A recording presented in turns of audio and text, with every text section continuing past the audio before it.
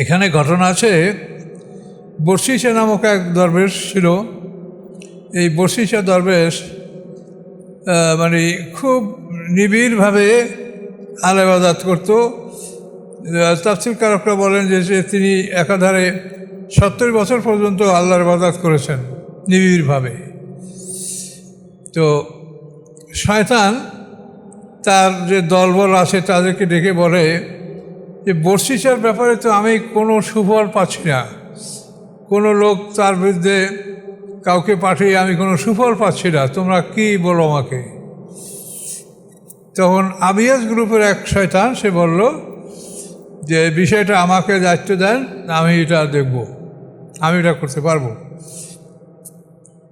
তো তখন শয়তান আবিয়াস গ্রুপের এই এক মস্ত বড় শয়তান এই একে দায়িত্ব দেওয়া হলো বর্ষিসাকে পথভ্রষ্ট করার জন্য।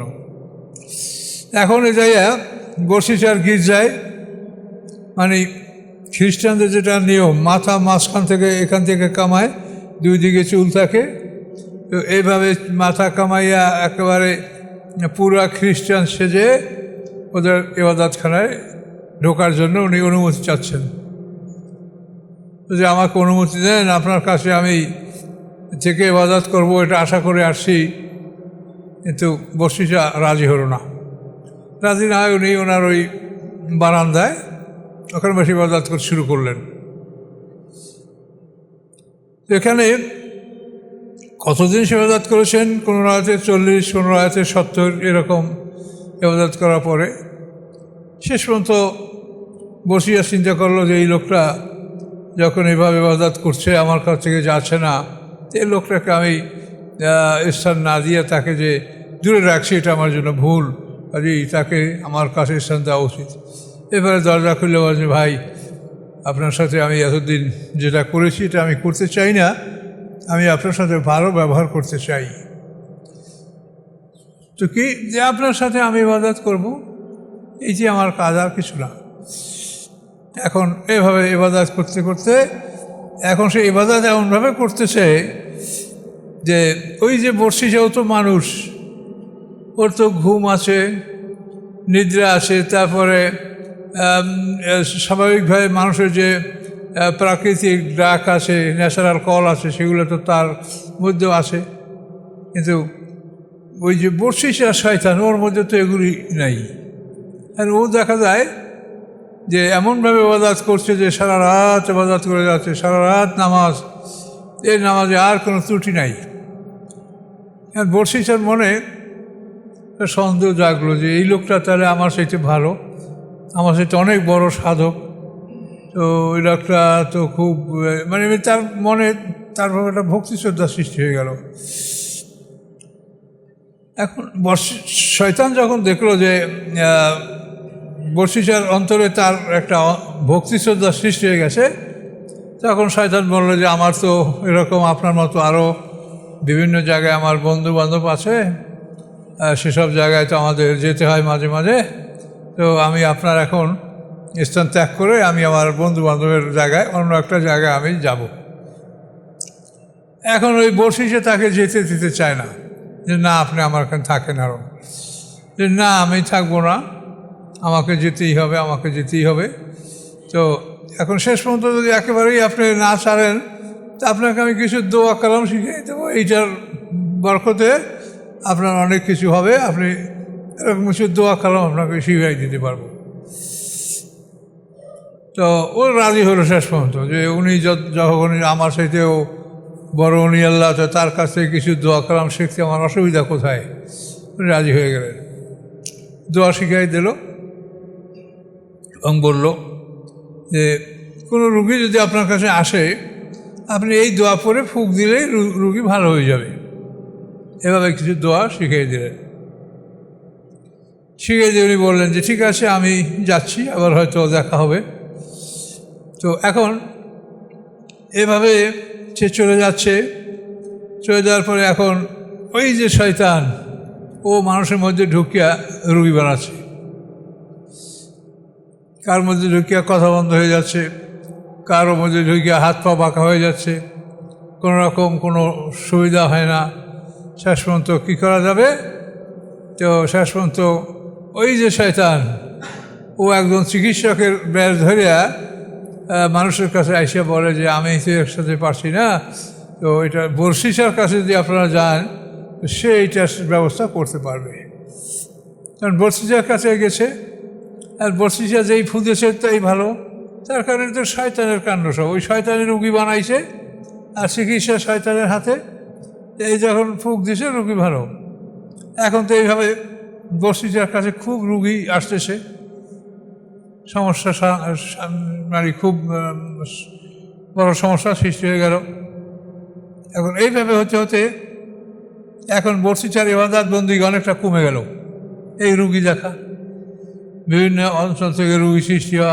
আবার ওই শয়তান উনি একজন ভালো ওঝা হিসাবে নাম করা, কোনো কোনো রুগী ওনার চিকিৎসা ভালো হয়ে যায়, আবার কেউ ভালো হয় না, যাদের ভালো হয় না তাদেরকে বর্ষিসার কাছে নেওয়া হয়। এরকম করতে করতে শেষ পর্যন্ত ওই অঞ্চলের বনি ইসরাইলের যে রাজ পরিবারের যারা লোক, তারা 3 ভাই, তাদের এক বোন ছিল। এই বোনের মধ্যে এই শয়তান ঢুকলো। শয়তান ঢুইকা এখন তারে যতই চিকিৎসা করে কোনো রকম ভালো হয় না। শেষ পর্যন্ত পরামর্শ দেওয়া হলো যে এই বর্ষিসা এর কাছে নিয়ে যাওয়া হোক। ওই শয়তানই কিন্তু ওর কবিরাজ, ওর ওঝা। তো এইভাবে নিয়ে যাওয়ার পরে এখন বসে বলছে, না এই মহিলা, একে আমি আমার কাছে রাখবো না।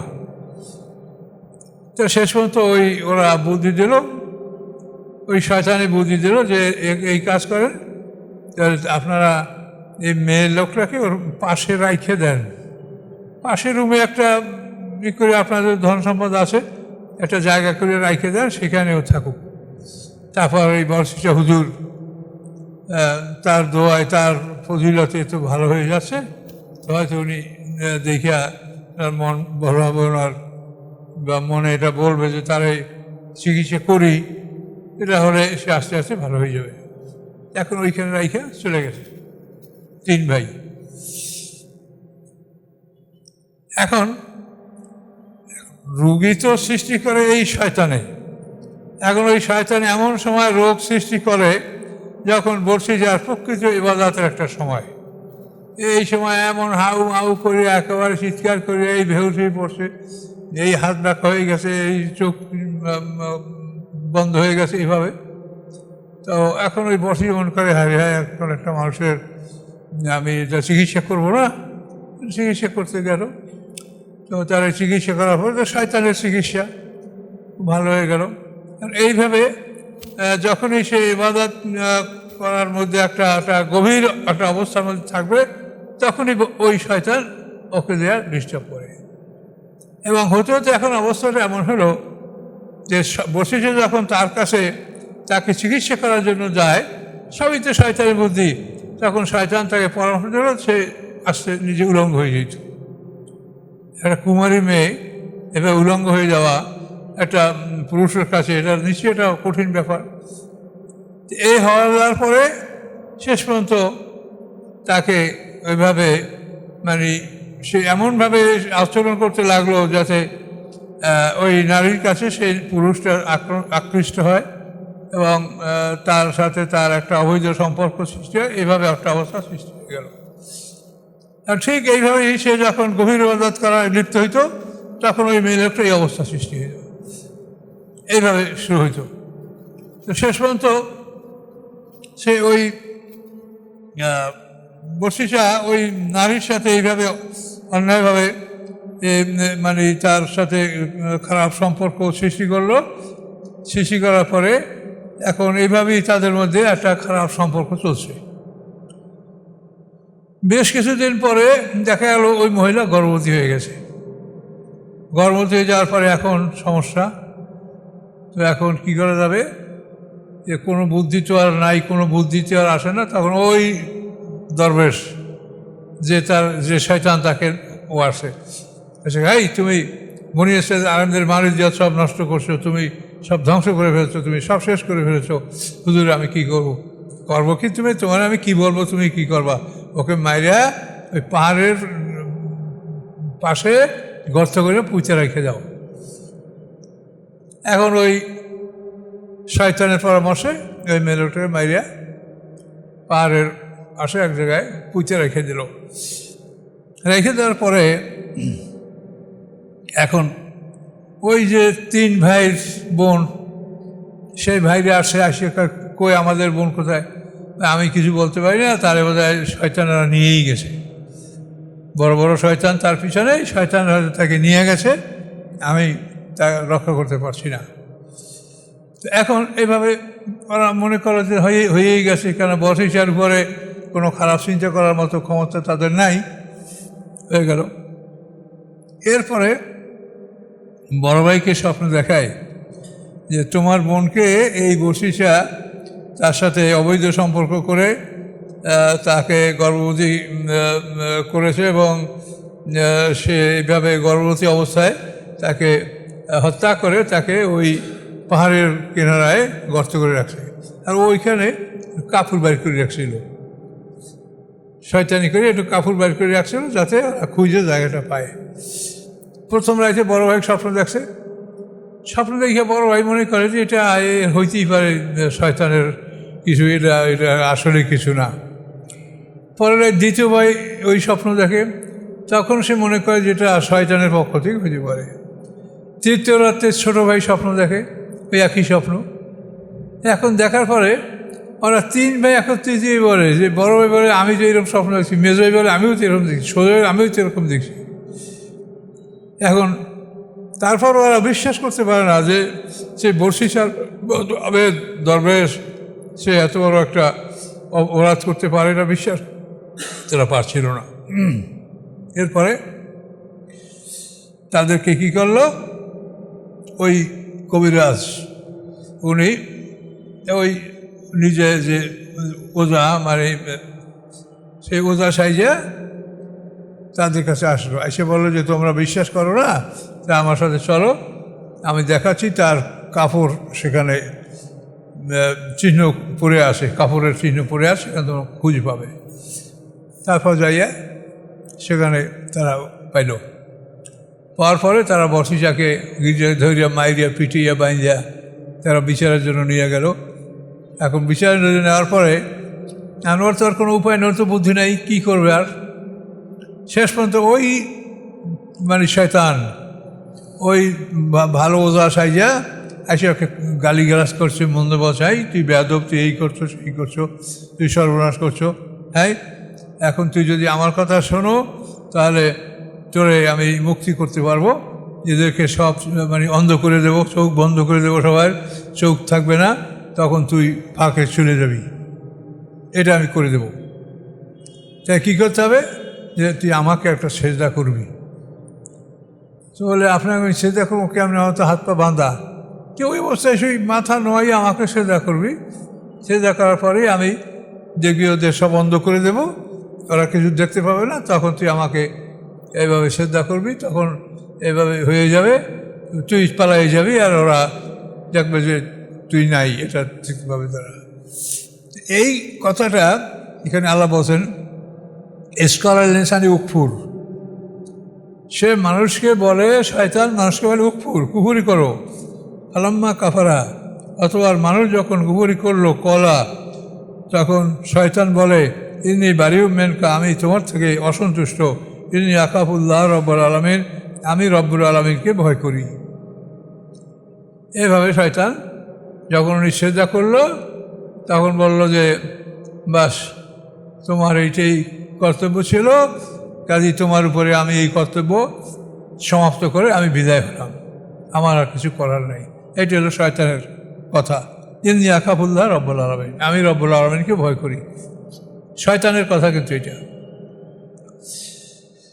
ফাকান আকিবাতুহুমা আন্নাহুমা ফিন্নার, এখন শয়তান এবং শয়তান জাতিকে এই কুপরামর্শ দিল, এই উভয়ের পরিণতি কি হলো, আকিবাতুহুমা আন্নাহুমা ফিন্নার, তার উভয় আগুনের মধ্যে থাকবে, খালিদাইন ফিহা, এবং উভয় তার আগুনের মধ্যে অনন্তকাল থাকবে, ওয়াযালিকা জাযাউয যালিমিন, এইটাই হলো জালেমদের শাস্তি।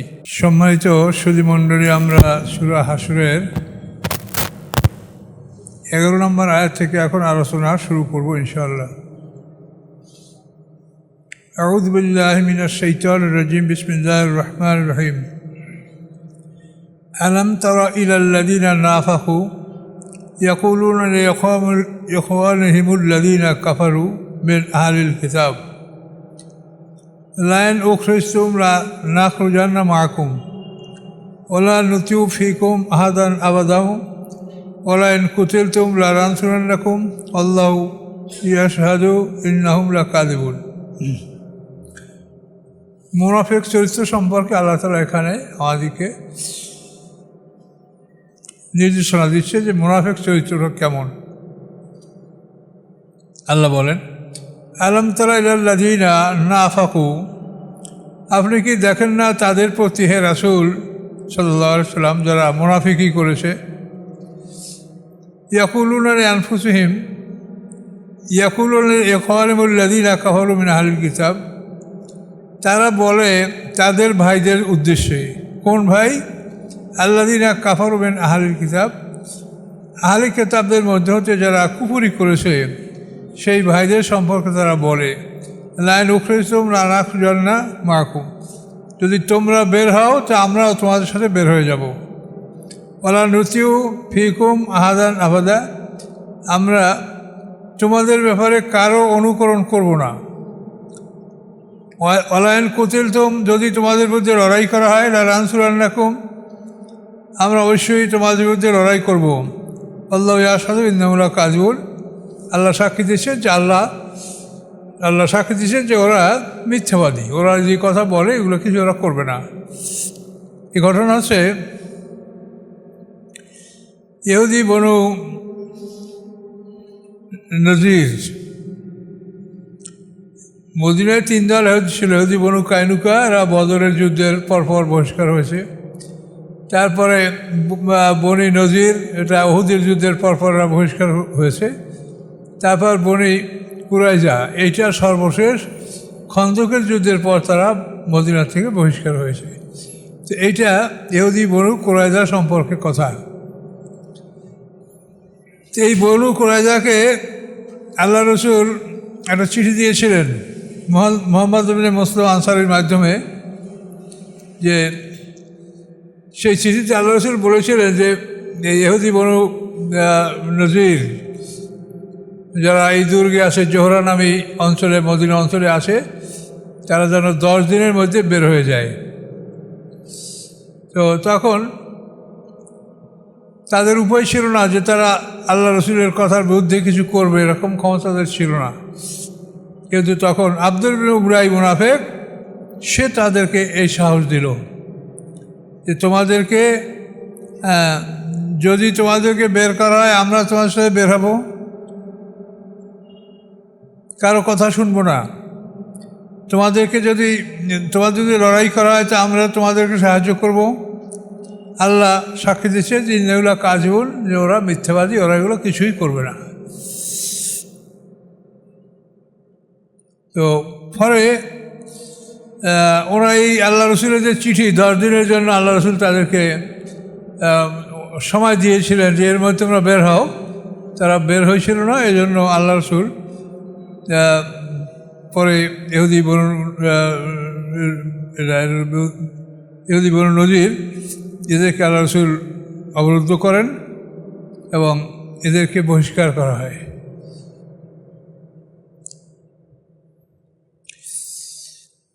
লা ইন উখরিজু লা ইয়াখরুজুনা মা'আকুম, আল্লাহ বলেন যদি তাদেরকে বের করা হয় লা ইয়াখরুজুনা মা'আহুম, তো এরা ওদের সাথে বের হবে না, এই মুনাফিকরা ইহুদিদের সাথে বের হবে না। ওয়ালা ইন কুতিলু, যদি তাদের বিরুদ্ধে লড়াই করা হয় লা ইয়ানসুরুন্নাহুম, তো তারা তাদেরকে সাহায্য করবে না। ওয়ালা ইন নাসারুহুম, আর যদি সাহায্য করতেও যায় তারা তাই ওয়াল্লুনা আদবার, তারা পিঠ দেখিয়ে পালাবে। সুম্মা লা ইউনসারুন, এরপর তাদেরকে আর সাহায্য করার মতো কেউ থাকবে না। অর্থাৎ মুনাফিকরা যে প্রতিশ্রুতি দিয়েছিল আব্দুল উনাই সে বলছিল যে আমার কাছে অন্তত 2000 সৈন্য আছে, যাই নিয়ে আমি তোমাদেরকে সাহায্য করব। কিন্তু আল্লাহ বলছেন যে এরা আসলে কিছু করবে না, আর করেও নাই।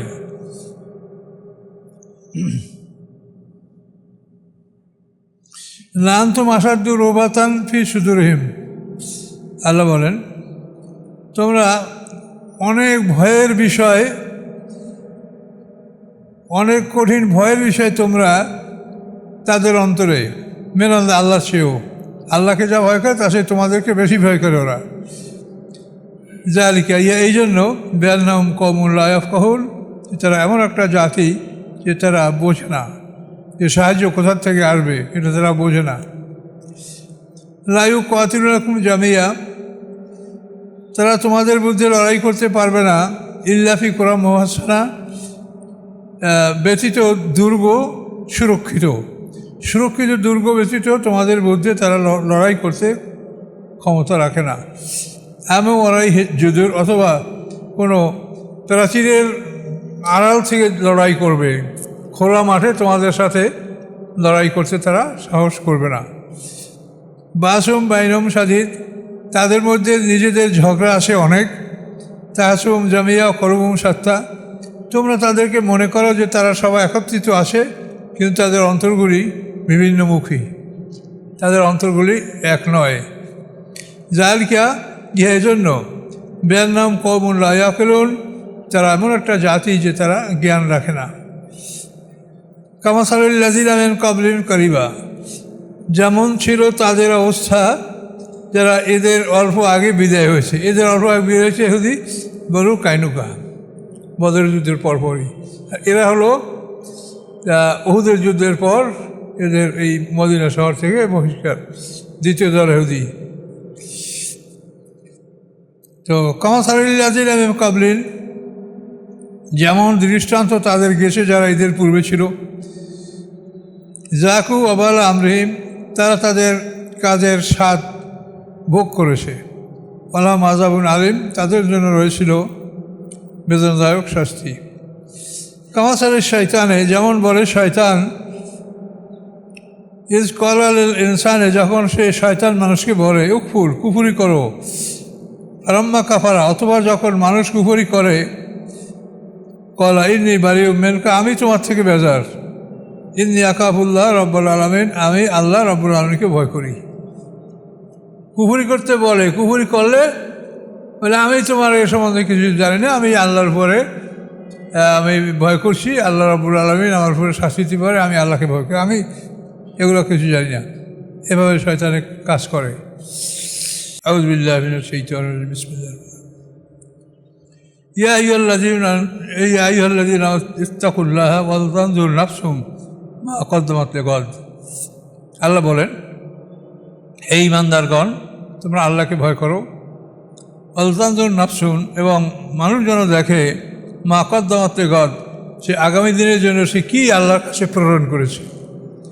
আগামী দিনে যখন আমরা আল্লাহর সামনে উপস্থিত হব, সেই দিনের জন্য আমরা কি পাঠিয়েছি সেটা আল্লাহ বসে মানুষ যেন দেখে। অত্তাকুল্লাহ, তোমরা আল্লাহকে ভয় করো। ইন্নাল্লাহ খাবিরুম বিমা তা'মালুন, নিশ্চয়ই আল্লাহ তাআলা তোমাদের আমল সম্পর্কে খবর রাখেন।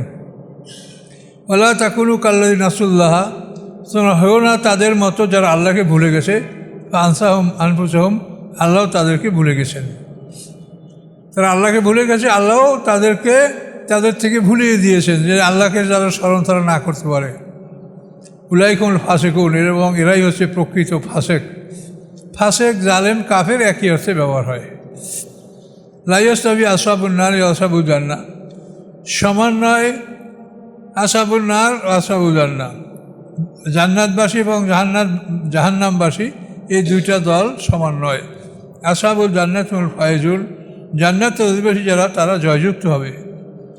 লাউ আনজালনা হাযাল কুরআন আলা জাবালিন, যদি আমি নাজিল করতাম এই কোরআন আলা জাবালিন, একটা পাহাড়ের উপরে, রাআইতাহু, হে রাসূল আপনি দেখতে পেতেন, খাসিয়া, ভীত, মুতাসাদ্দিয়া, মানে ফাটনশীল, মেন খাসিয়াতে, আল্লাহর ভয়তে।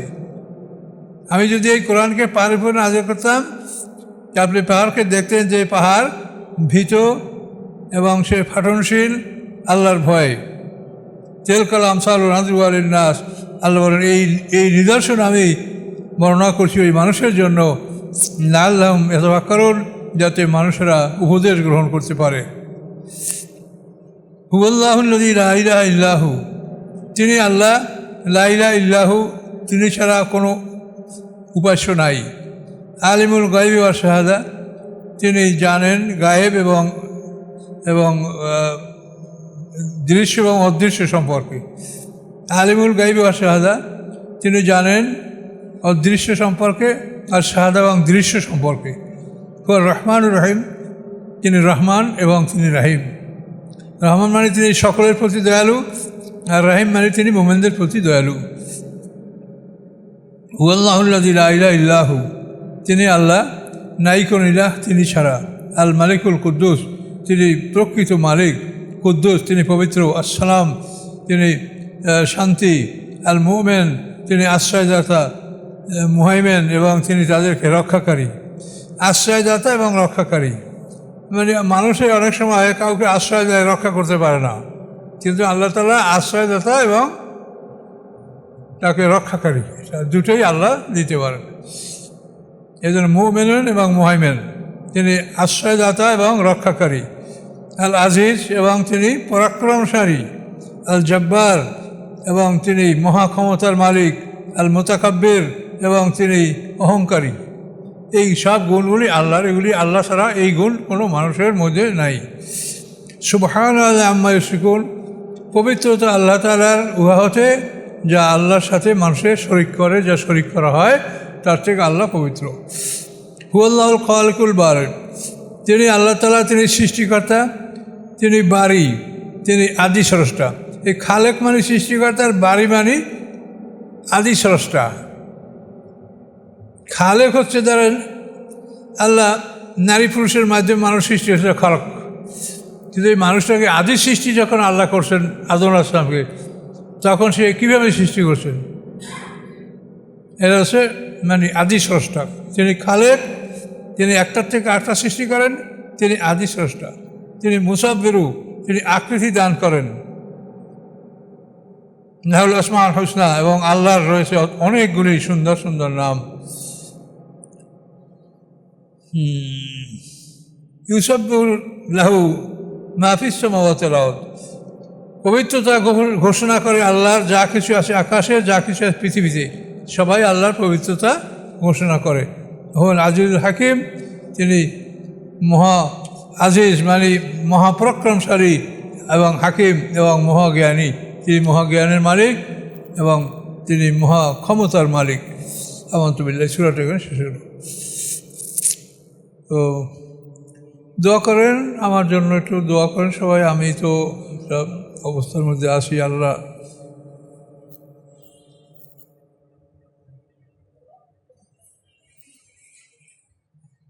কিছু কিছু কথা তাও বলার চেষ্টা করছি আপনাদের মাঝে। আল্লাহ